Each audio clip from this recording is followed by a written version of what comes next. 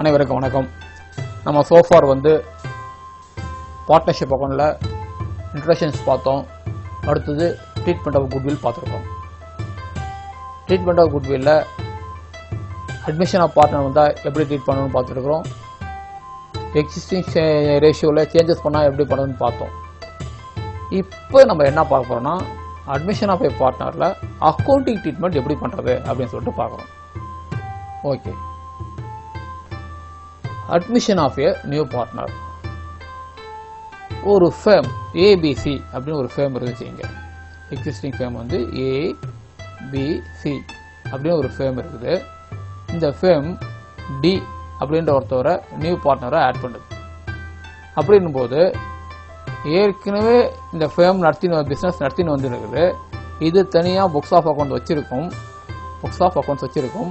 Especially balance sheet, இதனுடைய accounting ஸ்டேட்மெண்ட்ஸில் balance ஷீட்ஸில் நமக்கு என்ன வரும்னாக்கா இங்கே லயபிலிட்டிஸ் அசட்ஸ் இருக்கும்போது இதன் பொறுப்புகள் எவ்வளோ, இதனுடைய சொத்துக்கள் எவ்வளோ அப்படின்ற ஸ்டேட்மெண்ட் இருக்கும். ஓகேவா? இந்த புதுசாக ஒரு பார்ட்னரை உள்ளே வரும்போது இந்த இதில் என்னென்னலாம் மாற்றம் வரும், இதை அப்படியே வச்சுக்கலாமா, பழைய பேலன்ஸ் ஷீட்ஸ் அப்படியே வச்சு பழைய அக்கௌண்ட்ஸ் அப்படியே வச்சு பண்ணிக்கலாமா, இல்லை ஏதாவது மாற்றம் செய்யணுமா அப்படின்றது முக்கியம். கண்டிப்பாக இந்த ஏபிசி பழைய பார்ட்னரு இவங்க கிடைச்ச லாபத்தையோ இல்லை இவங்க கிடைச்ச பெனிஃபிட்ஸையோ அவ்வளோ சீக்கிரம் டிக்கு விட்டு தர மாட்டாங்க. புதுசாக வர பார்ட்னர் விட்டு தருவாங்க.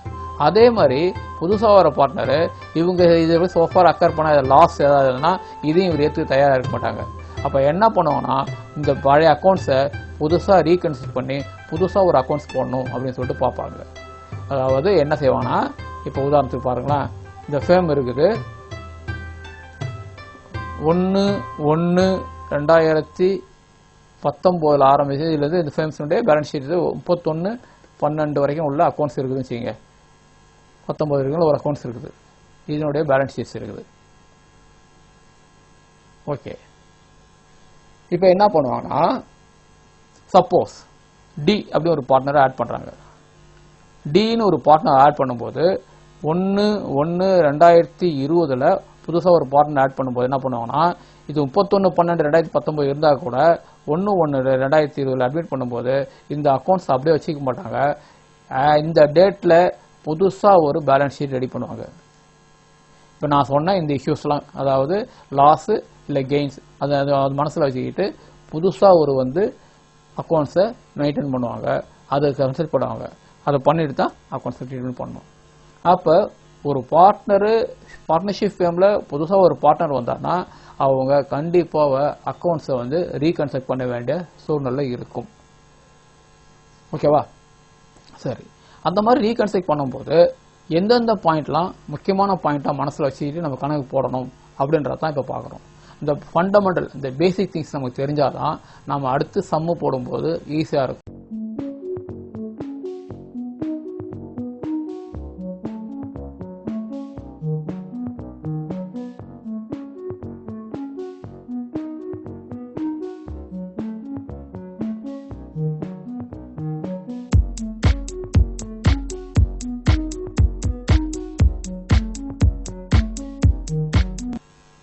ஆக அந்த மாதிரி ரீகன்ஸ்ட்ரக்ட் பண்ணும்போது சில விஷயங்கள், சில மெத்தடுகளை நாம ஃபாலோ பண்ணி ஆகணும். அது என்னென்னலாம் பண்ணணும் அப்படின்றத நம்ம பார்ப்போம்.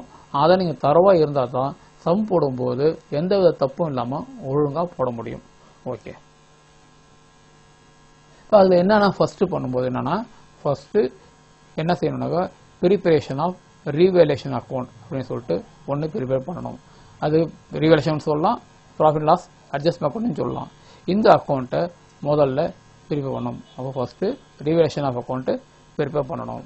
ஓகே, அடுத்தது memorandum of revaluation account prepare பண்ணணும். இந்த ரீவேலேஷன் அக்கௌண்ட்டுக்கும் மெமரண்டம் ரீவேலேஷன்ஸ் அக்கௌண்ட்டுக்கும் ஒரு சின்ன வித்தியாசம் இருக்குது. அது என்னன்றதை பார்ப்போம். ஆனால் இது பண்ணணும். ரெண்டாவது மெமரண்டம் ரீவேலேஷன்ஸ் அக்கௌண்ட் ப்ரிப்பேர் பண்ணணும். ஆனால் எல்லா டைம்லையும் மெமரண்டம் ரீவேலேஷன் அக்கௌண்ட் ப்ரிப்பேர் பண்ணணும் அவசியம் வராது. எப்பப்பெல்லாம் பண்ணணுன்றதை நம்ம எக்ஸ்பிளைன் பண்ணுவோம். மூணாவது adjustment of goodwill in old partner sacrifice ratio.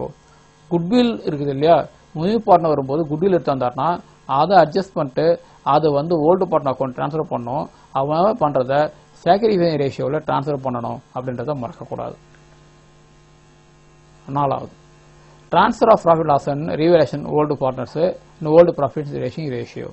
அதாவது இந்த ரீவேலேஷன் ப்ரிப்பேர் பண்ணுறதுனால கிடைக்கக்கூடிய லாபமோ நட்டமோ எது இருந்தாலும் அதை ஓல்டு பார்ட்னர் அக்கௌண்ட்டுக்கு ட்ரான்ஸ்ஃபர் பண்ணணும். அந்த மாதிரி ஓல்டு பார்ட்னர் ட்ரான்ஸ்ஃபர் பண்ணும்போது அதை ஓல்டு ப்ராஃபிட் ஷேரிங் ரேஷியோ அந்த ரேஷியோவில் அவங்களுக்கு ட்ரான்ஸ்ஃபர் பண்ணி தரணும். 4வது transfer of reserves in balance sheet to old partners old profit sharing ratio. அதாவது பேலன்ஸ் ஷீட்டில் இருக்கக்கூடிய ரிசர்வ்ஸ் அந்த ரிசர்வ்ஸை வந்து ஓல்டு பார்ட்னருக்கு தரணும்.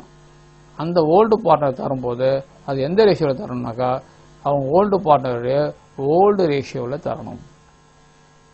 ஓகேவா? இந்த 5 பாயிண்ட்டையும் preparation of revaluation account, preparation of வந்து memorandum of valuation revaluation account, goodwill adjustment, அப்புறம் வந்து ரீவேலேஷன்ஸ் கிடைக்கக்கூடிய ப்ராஃபிட் டிரான்ஸ்ஃபரிங், ரிசர்வ்ஸ் டிரான்ஸ்ஃபரிங், இந்த 5 பாயிண்ட்டும் ரொம்ப ரொம்ப முக்கியமானது. இதை வச்சுக்கிட்டு தான் நம்ம வந்து பார்ட்னர்ஷிப் அக்கௌண்ட்டில் அட்மிஷன் ஆஃப் நியூ பார்ட்னர் வரும்போது எப்படி அக்கௌண்ட் போடுறது அப்படின்றத பார்ப்போம். சரி, இப்போ இந்த 5 பாயிண்ட்டையும் ஒவ்வொரு பாயிண்ட்டையும் ஸ்டெப் பை ஸ்டெப்பாக என்ன அப்படின்றத பார்ப்போம். அது ஏன் பண்ணணுன்றதை இப்போ பார்ப்போம். ஒன்று பார்ப்போம். அட்மிஷன் ஆஃப் நியூ பார்ட்னரில் first preparation of revaluation account or profit loss adjustment account. முதல்ல ரீவேலேஷன் அக்கௌண்ட் அப்படின்னு என்னென்னு பார்ப்போம். முதல்ல இந்த பேஸ் முதல்ல தெரிஞ்சுக்கிட்டீங்கன்னா தான் உங்களுக்கு சம் போட முடியும். அதனால் பேஸை முதல்ல புரிஞ்சுக்கிங்க. ஃபர்ஸ்ட்டு ABC அப்படி ஒரு ஃபேம் இருக்குது. இதனுடைய பேலன்ஸ் ஷீட் பார்த்தீங்கன்னா இப்படி இருக்குது. இந்த பேலன்ஸ் ஷீட்டில் இது லயபிலிட்டிஸ், இது அசெட்ஸ். ஓகேவா? லயபிலிட்டிஸில் வந்து கேபிட்டல் இருக்கும். எத்தனை பார்ட்டும் அது பார்ட் வைஸ் கேபிட்டல் இருக்கும். அடுத்தது வந்து sundry creditors or trade payable இருக்கும், சன்ட்ரி கிரெடிட்டார்ஸ் இருக்கும். அடுத்தது வந்து அவுட் சைட் எக்ஸ்பென்ஸ் அந்த மாதிரி எதாவது இருக்கும். இந்த பக்கம் வந்து அசெட்ஸில் வந்து ஃபிக்ஸட் அசெட்ஸ் இருக்கும். அது பில்டிங் இருக்கலாம், மெஷினரிஸ் எல்லாம் எது ஒன்றா இருக்கலாம், அது இருக்கணும். அதன் பிறகு சன்ட்ரி டெட்டார்ஸ் இருக்கும். தட் மீன்ஸ் வந்து ட்ரேடு ரிசீவபிள் இருக்கும். அதுக்கப்புறம் வந்து பேங்க், இது ஜென்ரலாக இருக்கக்கூடியது. ஓகேவா? ரைட். புதுசாக டி அப்படின்ட்டு ஒருத்தரை பார்ட்னராக உள்ள சேர்க்கிறோம். உள்ள சேர்க்கும்போது இந்த பேலன்ஸ் ஷீட்டை நம்ம மறுபடியும் ரீகன்ஸ்ட்ரக்ட் பண்ண வேண்டி இருக்கும். ரீகன்ஸ்ட்ரக்ட்னா மறுபடியும் புதுசாக அமைக்கிற மாதிரி இருக்கும். ஏன் அப்படின்ட்டு ஒன்றுனா பார்ப்போம். என்ன ரீசன் அப்படின்னு சொல்லிட்டு பார்ப்போம். ஏன் ரீசன்னாக்கா இப்போ ஃபிக்ஸட் அசெட்ஸ் வச்சிங்களா, ஃபர்ஸ்ட்டு பில்டிங், ஃபிக்ஸட் அசெட்டில் பில்டிங் இருக்கும். ஓகே, இந்த பில்டிங் இந்த பேலன்ஸ் ஷீட்டில் பில்டிங் வேல்யூ 10 lakhs அப்படின்னு இருக்குது. ஏன்னா இந்த பில்டிங் கட்டும்போது அந்த இடம் வாங்கியிருக்கிறாங்க, இடத்த வாங்கி லேண்ட் அண்ட் பில்டிங்கில் இடத்த வாங்கியிருக்காங்க, வாங்கி பில்டிங் கட்டியிருக்காங்க, கட்டி முடிச்சு எல்லா செலவும் இது பண்ணாக்கா 10 lakhs அசஸ் பண்ணியிருக்காங்க. இந்த 10 lakhsன்றது பேலன்ஸ் ஷீட்டில் நம்ம மென்ஷன் பண்ண வரோம். இது ஒவ்வொரு இயர் அதான் மென்ஷன் பண்ணிட்டு வரோம். இதில் எந்த தப்பும் கிடையாது, கரெக்டாக இருக்குது, ரைட்டு, ஓகே. இப்போ என்னென்னா இந்த பில்டிங் வேல்யூ 10 lakhs அப்படி இருந்தால் கூட இன்னைய டேட்டில் இதனுடைய ஆக்சுவல் வேல்யூ எவ்வளோன்னு பார்த்தீங்கன்னா அதே 10 lakhs இருக்காது. லேண்டு பில்டிங் இருக்குது, அந்த ஏரியாவில் இருக்குது. அதுலேருந்து அப்படி பில்டிங்குடைய வேல்யூஸ் அப்ரிஷியேட் ஆகி இன்னைக்கு அந்த இடத்த வந்து ஒருத்தவன் 15 lakhs கொடுத்து வாங்குறதுக்கு ரெடியாக இருப்பாங்க. 15 lakhs கொடுத்து வாங்குறது ரெடியாக இருக்கும்போது இந்த 10 lakhs நம்ம புக்ஸ் ஆஃப் அக்கௌண்ட்ஸ் படி 10 lakhs தான் இருக்குது. ஆனால் ஆக்சுவல் வேல்யூ 15 lakhs இருக்கும்போது இந்த ஏபிசின்ற பார்ட்னர்ஸு இந்த வேல்யூவை 10 lakhs தான் சொல்லிட்டு ரீட்டைன் பண்ணி வரவருக்கு அதில் பெனிஃபிட் கொடுக்கறதுக்கு விரும்ப மாட்டாங்க. புதுசாக வர பார்ட்னருக்கு இது 10 lakhs தான் அப்படின்னு சொல்லிட்டு விரும்ப மாட்டாங்க. ஏன்னா 15 லட்சம் உனக்கு 5 லட்சம், நாங்கள் வந்து 5 வருஷமாக வந்து பிஸ்னஸ் நடத்திட்டு வரோம், எங்களுக்கு கிடைச்ச இது வந்து பில்டிங் வந்து நாங்கள் காட்டணும், இதில் கிடைக்க அப்ரிசியேஷன் மணி வந்து எங்களோட உழைப்பு, இனி வந்த உடனே அதை என்ஜாய் பண்ண முடியாது அப்படின்றதுனால என்ன பண்ணுவாங்க, இதை வந்து ஒத்துக்க மாட்டாங்க. அப்போ என்ன பண்ணுவாங்கன்னா இந்த 10 லட்சம் இருக்கிறத வந்து பேலன்ஸ் ஷீட்டில் இதை 15 லட்சமும் ஆக்கிறதுக்கு விருப்பப்படுவாங்க. ஓகேவா? ரைட், இது வரட்டும். அடுத்தது மிஷினரி இதனுடைய வேல்யூ வந்து 5 lakhs அப்படின்னு சொல்லிட்டு இருக்கு வச்சுங்க. இது வந்து 5 lakhs. இந்த மிஷினரி வாங்கினது 10 lakhs வாங்கியிருக்கிறாங்க 5 years back. Every year 1 lakh straight line மெத்தடில் டிப்ரிஷியேஷன் பண்ணிட்டு வந்திருக்கிறாங்க. அப்படி பண்ணோம்னா 5 வருஷத்தில் 5 lakhs போட்ட பிறகு இன்னும் வேல்யூ 5 lakhs. புக் வேல்யூ இல்லை, இது 5 lakhs தான் இருக்குது. ஓகே. ஆனால் இந்த மிஷினரியை மார்க்கெட்டில் விசாரிச்சாக்கா இப்போ இருக்கிற இந்த மிஷினரியை மார்க்கெட்டில் கொடுத்தாங்கன்னா இதை வந்து 3 ரூபாய்க்கு தான் வாங்கறதுக்கு ஆள் இருக்குது. ஏன்னாக்கா இன்னைக்கு இந்த மிஷினரி அவுட்டேட் ஆகி போச்சு. இதோட பெட்டர் மிஷின் வந்துடுது. ஆனால் இந்த மிஷினை யாராவது வெளியில் மார்க்கெட்டில் வாங்கினா 3 லட்சம் தான் வாங்கிக்குவாங்க. ஆனால் புக்கில் நீங்கள் 5 லட்சம் போட்டுக்கிறீங்க. இப்போ டி என்ன சொல்லுவார், 3 லட்ச ரூபா வேல்யூ உள்ள மிஷினரி வச்சுக்கிட்டு இது 5 லட்சம் கணக்கு காட்டினீங்கன்னா நாளை விற்கும்போது கிடைக்கிற லாஸை நானும் தானே இன்கர் பண்ண வேண்டியது இருக்கும். அதனால் இந்த வேல்யூவை வந்து ரீவேல்யூ பண்ணி 3 lakhs போட்டு மாற்றுங்க அப்படின்னு சொல்லிட்டு அவரு கேட்பார். இது 2 சின்ன உதாரணங்கள். அதே மாதிரி ஃபிக்ஸட் இருக்கும். சன்டி டெட்டார்ஸ், ட்ரேடு ரிசீவபிளில் வந்து நமக்கு வர வேண்டிய அமௌண்ட் வந்து 5 lakhs இருக்கும். ஆக்சுவலாக அதில் வந்து நமக்கு வந்து ஒரு 1 lakh வந்து பேட் டேட்ஸாக கூட ஆகிடும், வரா கடன் ஆகிடும். அப்போ ஆக்சுவலாக 4 லட்சம் தான் இருக்கும். ஆனால் புக்ஸில் வந்து 5 லட்சம் நம்ம காட்டிருப்போம். அதே மாதிரி இங்கே சன்டி கிரெடிட்டார்ஸ், சன்டி கிரெடிட் ட்ரேட் பேயபிளில் வந்து நாம் வந்து அவங்களுக்கு ஒரு 2 லட்ச ரூபா தரணும் அப்படின்னு கணக்கில் இருக்கிற மாதிரி இருக்கும். ஆனால் ஆக்சுவல் கணக்கில் பார்த்தோம்னா கூட தர மாதிரி இருக்கும். ஆக ஒரு ஃபேமில் எக்ஸிஸ்டிங் ஃபேமில் ஏபிசின்ற எக்ஸிஸ்டிங் ஃபேமில் இருக்கக்கூடிய அசட்டாக இருக்கட்டும் இல்லை லைபிலிட்டிஸாக இருக்கட்டும், இதெல்லாம் வந்து என்னைக்கு ஒரு பார்ட்னர் அட்மிட் பண்ணீங்களோ அன்னைய டேட்டில் ரீவேல்யூ பண்ண வேண்டிய சூழ்நிலை இருக்கும். அப்போ ரீவேல்யூ பண்ணாக்கா இதுக்கு ஒரு அக்கௌண்ட்ஸ் ப்ரிப்பேர் பண்ணோம். அது வந்து ரீவேல்யூஷன் அக்கௌண்ட் அப்படின்னு சொல்லிட்டு பேர். ஓகேவா? இப்போ ரீவேல்யூஷன் அக்கௌண்ட்ன்றது எக்ஸிஸ்டிங் ஆஃப் உள்ள அசட்ஸு அண்ட் லைபிலிட்டிஸை ஆஸ் ஆன் டேட்டில் ஆக்சுவல் என்னவோ அதனுடைய மதிப்பீட்டில் ரீவேல்யூ பண்ணி கணக்கு போடுறது. இந்த மாதிரி ரீவேல்யூ பண்ணி கிடைக்கும் போது என்ன பண்ணுறதுன்னா இதுக்கு வந்து ரீவேல்யூஷன் சொல்லலாம், ப்ராஃபிட் லாஸ் அட்ஜஸ்ட்மெண்ட் அக்கௌண்ட் அப்படின்னு சொல்லலாம். இந்த ரீவேல்யூ பண்ண வேண்டிய சூழ்நிலை முக்கியமாக இருக்கும். அப்போ ஒரு பார்ட்னர்ஷிப் ஃபேமில் நம்ம வந்து ஒரு பார்ட்னர் அட்மிட் பண்ணால் முக்கியமாக முதல்ல எக்ஸிஸ்டிங் அக்கௌண்ட்ஸை, அந்த பேலன்ஸ் ஷீட்ஸை உள்ள அக்கௌண்ட்ஸை நாம் ரீவேல்யூ பண்ணணும். ஓகேவா? ரீவேல்யூ பண்ணணும். அந்த மாதிரி பண்ணுறதுக்கு அது அக்கௌண்ட் ப்ரிப்பேர் பண்ணணும். அதுக்கு பேர் வந்து ரீவேல்யூஷன் அக்கௌண்ட். அடுத்தது preparation of memorandum of revaluation account. முதல்ல ரீவேல்யூஷன் பார்த்தோம். இப்போ அடுத்தது பார்க்க போகிறது memorandum of preparation of memorandum revaluation account. இதை கவனிங்க. ஏ பி சின்னு ஒரு ஃபேமு, டின்னு ஒரு பார்ட்னர் அட்மிட் பண்ணுறாங்க. ஓகேவா? இதில் என்ன சொன்னேன், இதில் பேலன்ஸ் ஷீட்டில் இருக்கிற அசட்ஸு லைபிலிட்டிஸ் இருக்குது. இதை வந்து நம்ம வந்து ரீவேல்யூ பண்ணோம் அப்படின்னு சொன்னேன். ஏன்னா டி உள்ள அட்மிட் பண்ணும்போது ஆக்சுவல் டி வேல்யூ பண்ணி ஆக்சுவலாக என்ன பிஸ்னஸ் வேல்யூ இருந்தோ அந்த வேல்யூ போடுங்க, பழைய வேல்யூலாம் மாற்றிட்டு புதுசாக போடுங்க அப்படின்னு சொன்னாருன்னு சொல்லிட்டு சொன்னேன். சம்டைம்ஸ் என்ன பண்ணுவாங்க, ஏபிசி ஃபேம்ஸு டி கூட பண்ணும்போது இதை ரீவேல்யூ பண்ணலாம். ஆனால் இந்த பேலன்ஸ் ஷீட்ஸ் அக்கௌண்ட்ஸ் நம்ம மாற்றணும்னா ஏற்கனவே இதை தான் நம்ம ஆடிட்டர் பேலன்ஸ் ஷீட்டாக வச்சுன்னு இருக்கிறோம். இதை வச்சு தான் நம்ம வந்து லோன்ஸு எல்லாமே வாங்கிட்டு இருக்கிறோம். பப்ளிக் இது வந்து கடன் வாரம் கொள்றோம் எல்லாம். இதை பேஸ் பண்ணி தான் நம்ம ஃபேமோட ரெப்புடேஷன்ஸ்லையும் வெளியில் நல்லா இருக்குது. இதை ரீகன்ஸ்ட்ரக்ட் பண்ணால் எல்லாம் குறைஞ்சி போச்சுனாக்கா அதனுடைய மதிப்பு இதாகிடும். அதனால் என்ன பண்ணுவோம், ரீவேல்யூஷன் பண்ணுவோம். ரீவேல்யூஷன் பண்ணலாம். ஆனால் அதுக்கூட இந்த எஃபெக்ட்ஸை வந்து இருக்கிற பேலன்ஸ் ஷீட்டில் எந்த எஃபெக்டும் காட்ட தேவையில்லை. இது தனியாக நம்ம ரஃப் ஒர்க் மாதிரி பண்ணிட்டு எவ்வளோ அதுன்னு பார்த்துடுவோம். அதை பார்த்துக்கிட்டு நம்ம அது தக்க மாதிரி கணக்கு பார்த்துக்கலாம். பட் இந்த பேலன்ஸ் ஷீட்ஸை வந்து உள்ள எக்ஸிஸ்டிங்காக உள்ள அக்கௌண்ட்ஸில் உள்ள பேலன்ஸ் ஷீட்டில் உள்ள அக்கௌண்ட்ஸை எந்த சேஞ்சஸும் பண்ண தேவையில்ல, அதை அப்படியே ரிட்டர்ன் பண்ணிக்குவோம் அப்படின்னு சொல்லுவாங்க. அப்படி பண்ணும்போது இந்த ரீவேல்யூஷன்ஸ் அக்கௌண்ட்ன்றது எந்த எஃபெக்டும் இருக்காது. புக்ஸ் ஆஃப் அக்கௌண்ட்ஸில் எந்த எஃபெக்டும் பண்ண மாட்டாங்கன்றதுனால இந்த அக்கௌண்ட்ஸுக்கு பேருக்கு வந்து இந்த ரீவேல்யூஷன் நெடியூவில் வந்து ஒரு வார்த்தை சேர்த்துக்குவாங்க. அதுதான் மெமோரண்டம் ரீவேல்யூஷன் அக்கௌண்ட். மெமோரண்டம்னா என்ன, ஒரு குறிப்பு, ரெக்கார்ட், ஒரு ரஃப் ஒர்க் மாதிரி. மெமோரண்டம்னா குறிப்பாக ஒரு ரீவேல்யூஷன் அக்கௌண்ட் குறிப்பு ரீவேல்யூஷன் அக்கௌண்ட் அப்படின்னு சொல்லிட்டு ப்ரிப்பேர் பண்ணுவாங்க. அப்போ ரீவேல்யூஷன் அக்கௌண்ட்டுன்னு ப்ரிப்பேர் பண்ணாங்கன்னா ரீவேல்யூஷன் அக்கௌண்ட் அப்படின்னு ப்ரிப்பேர் பண்ணாங்கன்னா அது வந்து பேலன்ஸ் ஷீட்ஸில் எஃபெக்ட் ஆகும், ஆஸ் ஆன் டேட்டில் வந்து எஃபெக்ட் பண்ணும். ஆனால் மெமோரண்டம் ரீவேல்யூஷன் அக்கௌண்ட் ப்ரிப்பேர் பண்ணாங்கன்னா அது வந்து பேலன்ஸ் ஷீட்டில் எந்த எஃபெக்ட் இருக்குது பழைய பேலன்ஸ் ஷீட்ஸ் என்ன இருக்கோ அதே தான் மெயின்டைன் ஆகும். ஓகேவா? ரைட்.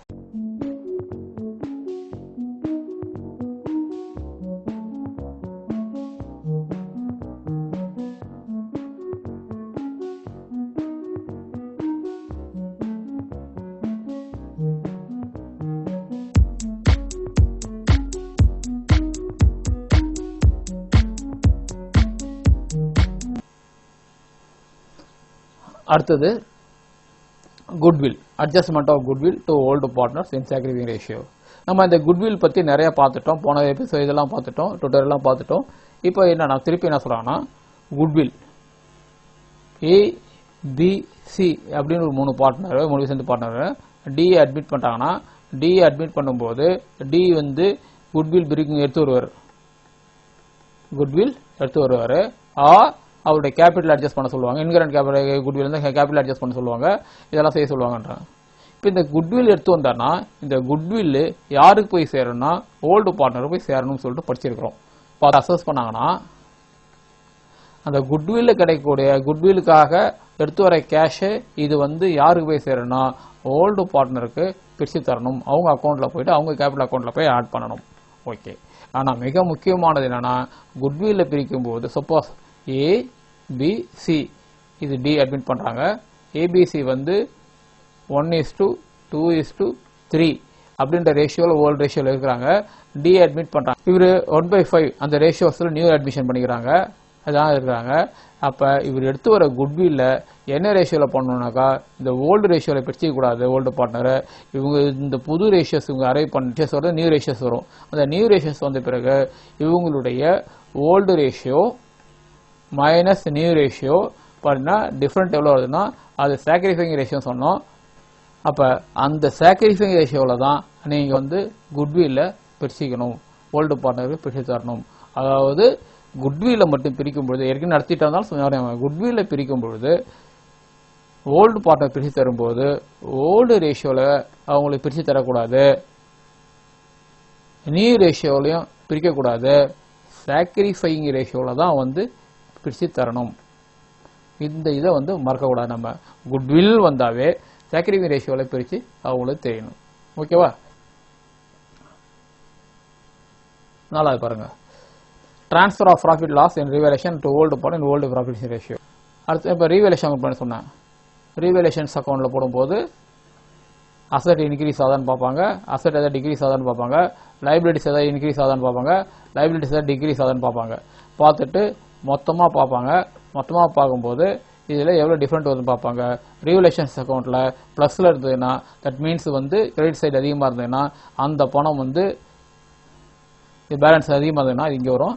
அப்போ அந்த பணத்தை வந்து என்ன பண்ணுவாங்க, அந்த அக்கௌண்ட்டை என்ன பண்ணுவாங்க, ஓல்டு பார்ட்னருக்கு ட்ரான்ஸ்ஃபர் பண்ணணும். ஓல்டு பார்ட்னருக்கு ட்ரான்ஸ்ஃபர் பண்ணுவாங்க. அதாவது ரீவேலேஷன்ஸ் அக்கௌண்ட் பண்ணும்போது ப்ராஃபிட் வந்து வச்சுக்கிங்க, ப்ராஃபிட் வந்தாலும் சரி லாஸ் வந்தாலும் சரி, ப்ராஃபிட் ஆர் லாஸ் எது வேணா வரலாம். அதாவது வேல்யூ பண்ணதில் வந்து மதிப்பீடு அதிகமாகலாம் இல்லை மதிப்பீடு குறையலாம், எது வேணா ஆகலாம். மொத்த மதிப்பீடு எவ்வளோன்னு பார்ப்பாங்க. லாபமாக இருந்தால் இல்லை நஷ்டமாக இருந்தாலும் சரி தான் அது இதை வந்து ரெண்டுமே எடுத்துன்னு போயிட்டு ஓல்டு பார்ட்னருக்கு அவங்களோட கேபிட்டல் அக்கௌண்ட்டில் அதை ட்ரான்ஸ்ஃபர் பண்ணுவாங்க. அந்த மாதிரி பண்ணும்போது என்ன ரேஷியோவில் பிரிக்கணும் அப்படின்னு பார்த்தோம்னா இந்த இடத்துல என்னன்னா ஓல்டு பார்ட்னர் ரேஷியோவில் தான் பிரிக்கணும். அதாவது குட்வில்ல இதே ஞாபகம் வச்சு பாருங்க, குட்வில்ல பிரிக்கும் போது சாக்ரிஃபையிங் ரேஷியோவில் பிரிக்கணும். ஆனால் ரீவேலேஷன் அக்கௌண்ட்ல ப்ராஃபிட்டோ லாஸோ கிடைச்சதுன்னா அதை பிரிக்கும் போது ஓல்டு ரேஷியோவில் பிரிக்கணும். இந்த ரெண்டுமே நீங்க மறக்கக்கூடாது.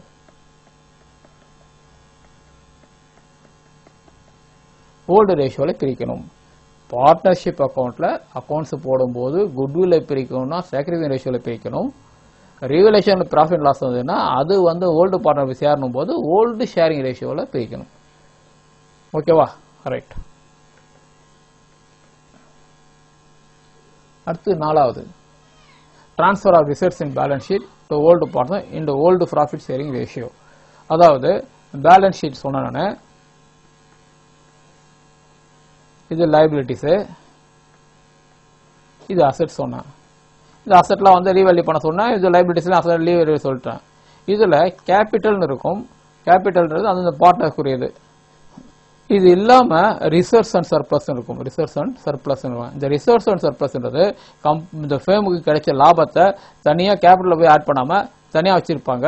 இது ரிசர்வ்ஸ் அண்ட் சர்ப்ளஸ். ஆக்சுவலா என்ன பண்ணிருக்கோம், இண்டிவிஜுவல் பார்ட்னர் இண்டிவிஜுவல் அக்கௌண்ட் என்ன பண்ணிருப்பான், இதை தூக்கி இங்க வந்து அவருடைய கேபிட்டல் போய் ஆட் பண்ணிருப்போம்.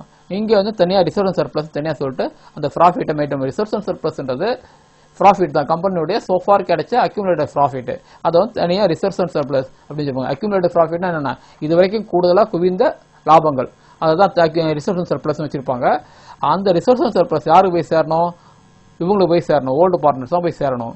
அப்ப நியூ ஒரு புதுசா ஒரு பார்ட்னரை அட்மிட் பண்ணாங்கன்னா அவ புதுசா பேலன்ஸ் ஷீட் கன்ஸ்ட்ரக்ட் பண்ணும்போது பழைய ரிசர்வ் வந்து இருக்கக்கூடாது. அந்த ரிசர்வை எடுத்துட்டு ஓல்டு பார்ட்னர்ஸோட கேபிட்டல் அக்கௌண்ட்ல ஆட் பண்ணணும் அப்படின்னு சொல்லிட்டு சொல்றாங்க. அந்த மாதிரி ஷேர் பண்ணும்போது என்ன பண்ணா ஓல்டு ப்ராஃபிட் ஷேரிங் ரேஷியோல தான் அதையும் பண்ணணும் அப்படின்னு சொல்லிட்டு சொல்றாங்க. ஓகே, இப்போ இது வரைக்கும் பார்த்ததுல நம்ம என்ன பண்ணோம்னாக்கா, ஃபர்ஸ்ட் ஒரு நியூ பார்ட்னரை அட்மிட் பண்ணோம்னா நியூ பார்ட்னர் ஃபர்ஸ்ட் ஒன்னு ரீவேல்யூவேஷன் அக்கௌண்ட் ப்ரிப்பேர் பண்ணணும். ஒன்று ரீவேல்யூஷன் தேவைப்படல பேலன்ஸ் ஷீட்ல நம்ம எந்த சேஞ்சஸ் பண்ணலனாக்கா memorandum of revaluation account prepare பண்ணணும். 3 குட்வில் வந்துன்னா அந்த குட்வில்லுக்கு மணி ஏதாவது வந்துன்னா இதை வந்து ஓல்டு பார்ட்னருக்கு சாக்ரிஃபைங் ரேஷியோவில் பிரிக்கணும். 4 ரீவேல்யூஷன் அக்கௌண்ட் ப்ரிப்பேர் பண்ணும்போது அதில் கிடைக்கக்கூடிய லாபத்தை இல்லை நஷ்டத்தையோ ஓல்டு பார்ட்னருக்கு ஓல்டு ஷேரிங் ரேஷியோவில் பிரிக்கணும். 5 பேலன்ஸ் ஷீட்டில் ஓல்டு பேலன்ஸ் ஷீட்டில் வந்து ரிசர்வ்ஸ் இருந்ததுன்னா ரிசர்வ்ஸ் அண்ட் சர்ப்ளஸ் இருந்ததுன்னா அது ஓல்டு பார்ட்னருக்கு ஓல்டு ஷேரிங் ரேஷியோவில் பிரிக்கணும். இப்போ இதுல இருந்து பார்த்தீங்கன்னா குட்வில்லுக்கு மட்டும்தான் வந்து சாக்ரிஃபைங் ரேஷியோவில் பிரிக்கணும். மொத்த ரெண்டுத்துக்கும் வந்து ஓல்டு ஷேரிங் ரேஷியோவில் பிரிக்கணும். ஓகேவா? இந்த ஃபண்டமெண்டல் தெரிஞ்சினா தான் நாம சம்மு போடும்போது ஈஸியா இருக்கும், சரியாக போட முடியும். ஓகேவா?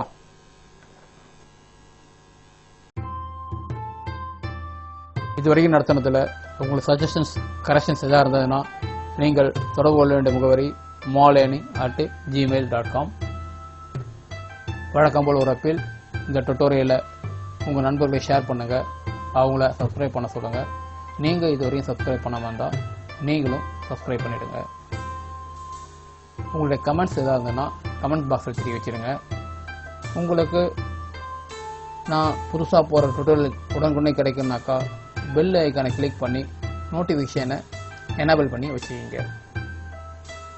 மீண்டும் சந்திப்போம். நன்றி, வணக்கம்.